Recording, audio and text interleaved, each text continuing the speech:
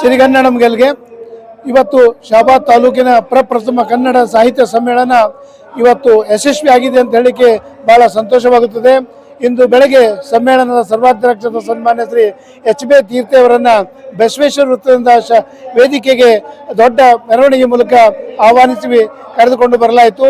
ಈ ಮೆರವಣಿಗೆಗೆ ಶಾಬಾದ್ನ ಶಾಲಾ ಮಕ್ಕಳು, ಶಿಕ್ಷಕರು, ವ್ಯಾಪಾರಸ್ಥರು, ಉದ್ಯೋಗಿಗಳು, ಆಮೇಲೆ ಸುತ್ತಮುತ್ತಲಿನ ಗ್ರಾಮಸ್ಥರು, ರೈತರು ಎಲ್ಲರೂ ಈ ಸಮ್ಮೇಳನ ಯಶಸ್ವಿಗೆ ತಮ್ಮ ಸಹಕಾರವನ್ನು ನೀಡಿದ್ದಾರೆ. ಅದರ ಜೊತೆಗೆ ವಾದ್ಯ ವೃಂದಗಳು ಸಹ ಈ ಸಮ್ಮೇಳನಕ್ಕೆ ಯಶಸ್ವಿಗೆ ಕಾರಣವಾಗಿವೆ. ಇವತ್ತು ಸಮ್ಮೇಳನದ ವೇದಿಕೆ ಆದಂಥ ಸನ್ಮಾನ್ಯ ಶ್ರೀ ದಿವಂಗತ ಸಂತೋಷ್ ಕುಮಾರ್ ವಿಂಗೇಶ್ ಶೆಟ್ಟಿ ಅವರ ವೇದಿಕೆಯ ಮೇಲೆ ಇವತ್ತು ಯಶಸ್ವಿ ಸಮ್ಮೇಳನವನ್ನು ನಾವು ಮಾಡಿದ್ದೇವೆ. ಈಗಾಗಲೇ ಸಮ್ಮೇಳನ ಉದ್ಘಾಟನಾ ಕಾರ್ಯಕ್ರಮ ಯಶಸ್ವಿಯಾಗಿ ಮುಗಿದಿದೆ.